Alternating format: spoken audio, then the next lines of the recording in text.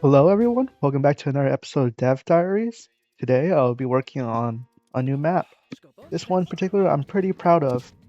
Took me a lot of work to get this one going, but I just had the vision one day. I decided to make it.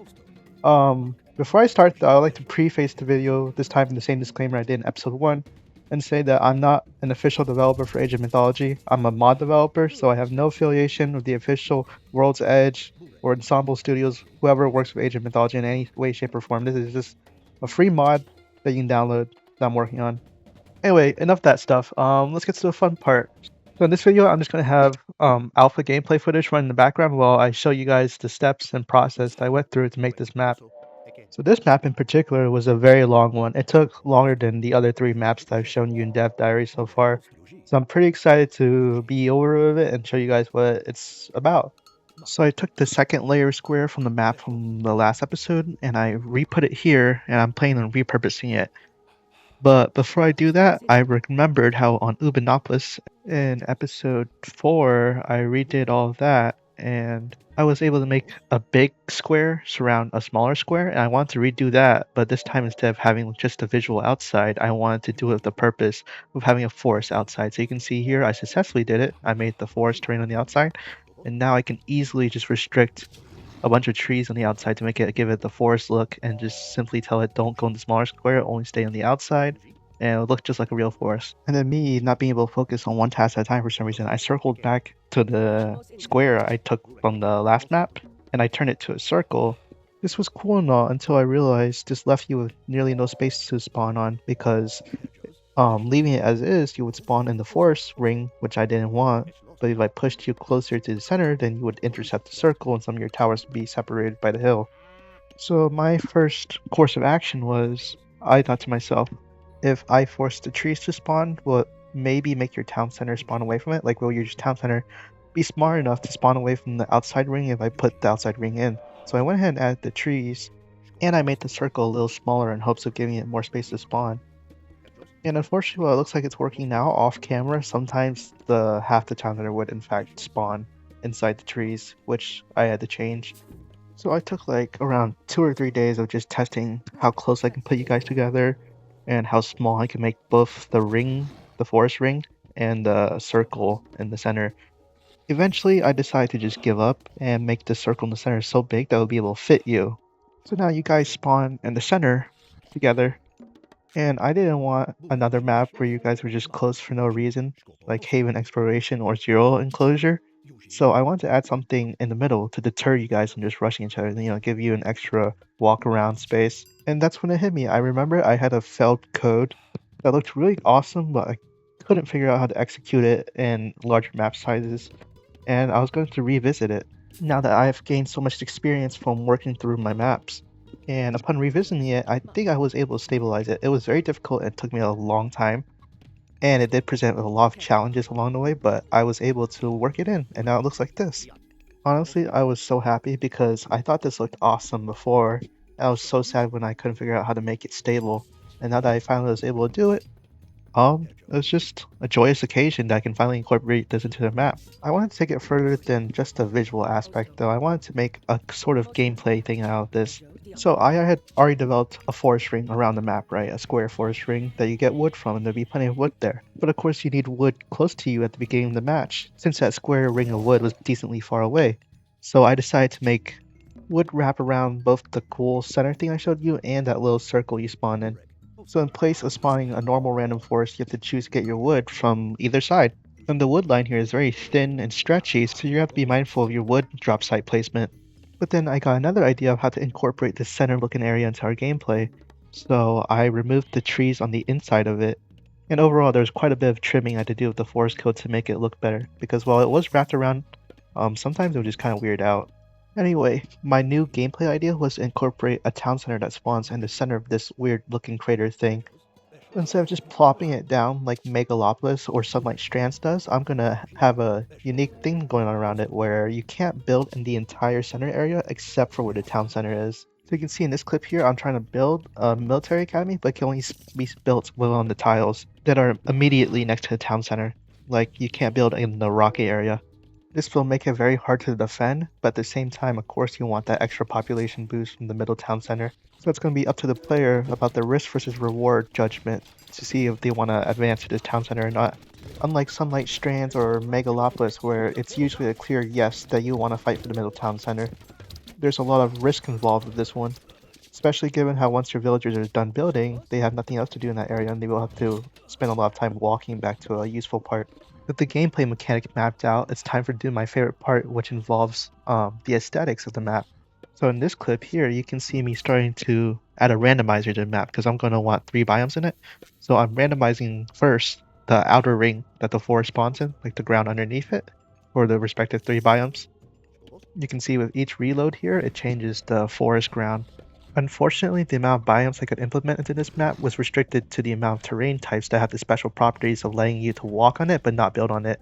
So this dirt that I showed you in the previous clip, for example, had that property of letting you walk but not build on it.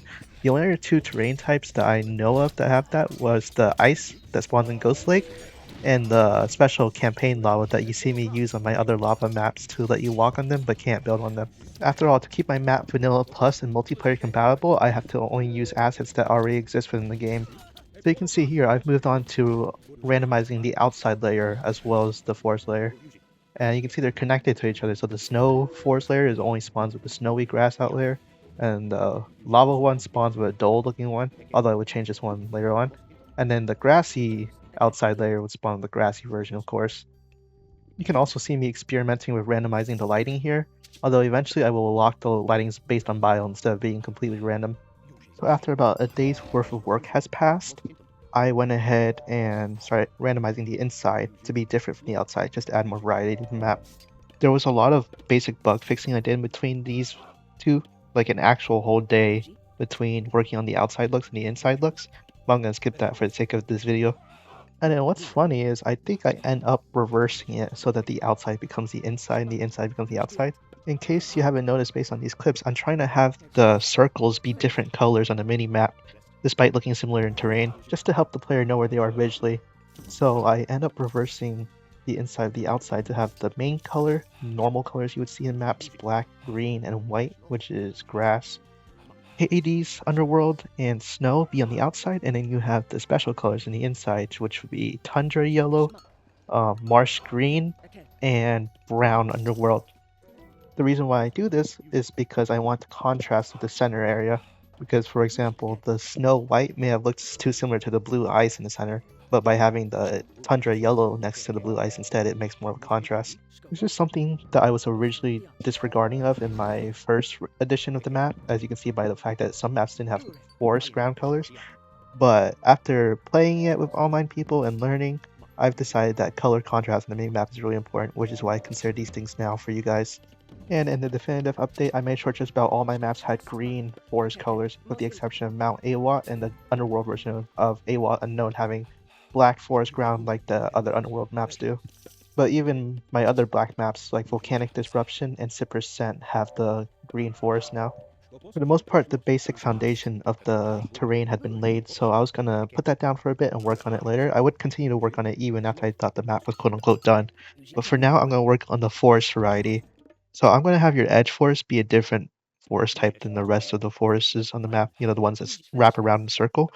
You notice, like, since the arena map from last episode, I've been trying to incorporate more forest types in your maps instead of having just one solid forest type be the entire dominator. One thing I will confidently say though is that the forest types in the grass version are placeholders. I plan on replacing the Aztec assets once that DLC comes out. So for now I'm going to have very boring trees that no one will miss. Although I do think it looks good as is. But the whole purpose of me continuing to develop my mod, even though I previously cancelled it, was to use the Aztec assets in some way, shape, or form. Anyway, the next thing on the randomizing list was to change the cliff types to match the biome accordingly. Don't worry about the design choices I make now, they're just placeholders, but I just wanted to show you that I did make them match the biome accordingly. I hope me showing step by step doesn't make this video feel too slow, but you gotta keep in mind this is how I develop it accordingly. So hopefully it gives you insight as to how long it takes to do these things. And honestly, the Volcano version, you can see that it's starting to look like what I'm currently playing on in the background footage. And honestly, I hope I'm not overdoing the Volcano theme because I know that's like my 5th Volcano thing recently, especially with Into the Spire being Volcano themed as well. so let me know if I'm overdoing it a little bit. Anyway, my next step in my plan for world domination was to randomize what terrain you got in the edge of the crater in the middle of the map. So I had to make sure to use terrain that you can walk on but not build on. And like I said, there's no way to really know the properties of each terrain unless you test them. Unless there is a way to know, then I don't know about it. But I think I mentioned this in Dev Diary number 2, I believe, when I was developing the King of the Hill for Into the Spire. So one might have to fact check me on that though. But yeah, some of you might be familiar with the ice version because Ghost Lake uses it. It's not the same ice used on my other map, Alri Sud, because you know you can build on Alri Sud. Now the next logical step, of course, would be to randomize the other part of the inside, which you can see here as I try to get a terrain with the same properties and similar look, but not completely the same to keep it looking too monotonous. Going a step even further than that, I decided to change the ring that spawns around the crater to be a different type based on the biomes. Like the snowy biome, a cliff type with clearly snow on it, and then the grassy biome I kept as is, I showed you in the original, and then the underworld biome I got a black one. But the design choices shown here are of course not final, I was just testing the waters, and I would eventually swap the underworld one for the pure black one, and then have this metallic black one on screen be the outside edge. As you can see on this clip, I basically just inverted it by swapping the pitch black outside for the metallic black inside, and vice versa, and so I thought it looked a lot better this way. And now I want to randomize what type of terrain the town center would spawn on, so I went ahead and gave the normal version the tiles that I already had. The ice version, I would give it the same ice from Alri Sud that you could build on, just to blend in. And then for the lava version, it actually took me a few retries, but I settled on this burning rock aesthetic I kind of gave it. I would also go on to change the surrounding ice on the ice version, just to have the bright white ice contrast against the blue so it'd be easier to tell where you could build. Alright, so I just realized the video is getting long, so I'm going to speed run some more things I randomized. They were all separate processes, and some of them were especially harder than others, but I'm going to go ahead and just shoot through them. So first off, you can see that I'm showing off on screen here that I randomized the chickens and cows to be based on what biome you get. And then the forest on the inside has also changed now, so the snow version you'll get a white snowy pine, and on the volcano version you'll get a autumn tree just to give it a red aesthetic. And then all the trees that did not spawn in the forest, the stragglers and random trees, I made them a different type as well, just to add even more variety. And then making the chickens and cows change type was slightly painful because I had to make every instance of them change type. So cows, as they're herdable, they spawn in the wild too, so I had to make sure the wild ones were also the same color. And I would eventually swap the snow and volcano version colors.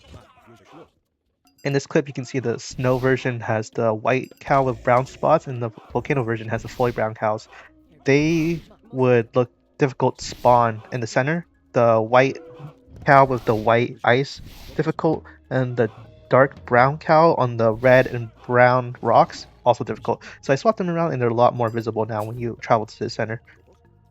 Which, speaking of, I made cows and some relics spawn in the center just to give you a reason to scout it out each time, since nothing else could really spawn there. Like I couldn't put hunt there, for example, because you couldn't build a granary or any food drop site to collect the hunt there. So I had to put relics and herdables, since those were the things that you as a player can move back to your base. It didn't feel necessary with the size that the middle crater was in 1v1, but on bigger map sizes, like when there's 12 players giant, there's definitely a lot of dead space there, which is why I added the relics and herdables there, just to give it some variety and a reason to be looked at. Because before that, in playtesting, I'll be like, oh, I know what's exactly in the center, so there's no need to scout it. But later on, I would want to check the center to get some extra herdables, or check what kind of good relics might be in there that I might be missing out on. A lot of the changes I'm talking about actually don't reflect on the gameplay that's on screen right now. Like, for example, you can see I have dark brown cows at my base, and on top of that, there are no relics in the center of the map at this time. That was added like way later, which is why alpha and beta test these things, you know? Since even though that wasn't a bug, you could kind of still feel that something was left to be desired in the center, outside the town center on bigger map sizes. I did check King of the Hill and Sudden Death, and both seem to work on this map, so enjoy all two people who like to check for those things. Thankfully this time it wasn't a headache to program in, but sometimes it is, and I still do it for in case someone in this world wants to play those modes on my maps. And then I'm going to speedrun some more progress I did within the next day here is I randomized the hunt on the map, so even if you play the same biome twice, you might get different hunt each time. So for example, in the Volcano version, you might get gazelles or zebras depending on the day, or maybe even both sometimes. And I did litter this map with a bunch of aggressive hunts, so be careful about your villagers. And then you can see that I added a glowing effect in the center to let you kind of know what kind of radius you can build in. The glow should have the same radius as the actual tiles in case that wasn't enough to look at. And then I made it so that every relic that does not spawn in the crater will spawn on the outside, the high area, and they will have a shrine next to them. The shrine will vary based on biome, so you get the volcano version, you'll get a black shrine, you get the normal grass version, you'll get a Greek shrine, and then you get the snow version, you'll get a wooden Japanese shrine. So the only two places you can find relics are on the outside area where the square forest is, or within the crater. There will not be any of them in the ring immediately outside the crater, so the brown slash yellow slash marsh green part of the mini map will not have any relics. Going beyond, I even forced your close town center to be in that brown slash green slash yellow inner ring, but the second town center will spawn the outside area where the square forest and the rest of the relics are. So it's going to be very important to scout on this map. Going beyond, I even made it so that cows will only spawn in the crater and goats will spawn on the outer area where the relics and second town center is. That one doesn't really change gameplay too much, more of a funny thing. Taking the amount of detail I put in this map even further, I added predators and they vary based on what biome. So the snow biome you get Arctic bears and Arctic wolves, and on the volcano version you get Japanese wolves and black bears, and then on the normal version you get brown bears and normal wolves. They are also independently rolled, so some rounds you can have both bears and wolves, some rounds you can only have one or the other, or some rounds you can have neither, although they spawn more often than not. Now, being honest with you guys, at this point it's getting tiring. Making so much detail for each version, so after this it kind of drops. And I'm just going to list the last few things that changed based on biome. First off, obviously the kind of plants that grow in the biome vary. The type of bird that spawns in the skies randomized between hawk and eagle, but the volcano and ice version have an extra chance of spawning a vulture, although you will not find a vulture in the grass version. Also, there's a rare chance for special effects that may happen, so for example, in the snow version, it could have little frost areas. It's purely visual, does not affect gameplay, and it might also snow in the snowy version. I think it's a 1 in 5 chance. The grass version has a 1 in 10 chance of raining, and the volcano version has a little bit of a chance of spawning little flames all over the place, like Volcanic Disruption has. Which, speaking of rain, I finally found a way to remove lightning from it, so I'm going to go back and change all my maps that do already have rain to use this new version that does not have lightning. So I'm very excited for that. It was definitely annoying to see the lightning flash in your eyes so frequently, and I'm going to be less shy to add rain now that I have the option for less lightning. It's going to be way less obscuring to your visual gameplay, although I do have to warn that it does still lag your game a little bit if you have a weaker computer. Most computers can handle the rain just fine though without any noticeable difference. So yeah, I expect to see rain more as I'm going to up all the chances on the maps that can have it now, because previously I lowered the chance significantly because I just hated the lightning so much. But yeah, that's how the development of this map went. Hopefully it provides some unique gameplay. If not, at least it looks sick in my opinion. It's by far one of my best looking maps by far, I think. I definitely feel proud of it, like less like a fraud compared to the other maps that I may have released in the past, which makes me want to bring up the next thing I want to talk about, and that is I'm going to be giving a lot of old maps some new life, hopefully, like I did in the previous episode where I did that. I think it was episode 4. I'm going to give a lot of maps some new life, and some of them might change how they fundamentally play, but for the most part, there's going to be visual remixes. Currently, I have a Word document about it, and it's currently 2 pages, and I'm not looking forward to doing it, but do it. So hopefully you might want to revisit the old maps once the update comes out. But yeah, that's all I got for today. You can expect to try these maps in a public beta by February, when Demeter, whatever her name is, comes out on February 10th. I will be refining them until then and making more dev diaries, but at the same time, I will also be telling you guys what is going to stay and what's not going to stay as part of the beta. So for example, the current look of this map's grass version is subject to change once new trees come out, and same for the other 4 maps that will have the beta parentheses next to them, as they are created with the intention of using the new Aztec DLC assets. I might keep their original looks for a rare version, but don't get too comfy with how they currently look. But while they look different visually in the future, I hope you guys get comfortable with how they play gameplay wise and fundamentally. I don't intend to change that too much besides fixing some bugs. But I think 32 maps is a good number of maps to stop on for now. So yeah, Dev Diaries might slow down for a bit, but I am planning starting a different Age of Mythology series. This is one that I want to see, but unfortunately no one made it, so I thought, well, maybe I'll make it myself. And when a certain feature got added to the game, I was like, this is prime time for someone to make this. But surprisingly, no one made content related to it, so I'm gonna do it even if no one watches because this channel is a passion project, like I said many times. So thanks for tuning in. I hope you guys enjoyed watching the development of this map. I tried to fit in one video, unlike how Into the Spire was split into two. In case, you know, you're new and you don't feel like clicking around my channel, I completely understand. But yeah, I expect to not see any content for a bit as I work on it, but thanks for tuning in. Hope you all have a good night.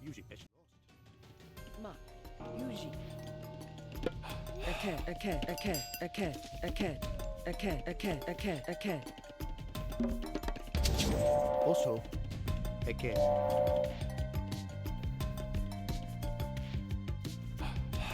Yuji, Maosto.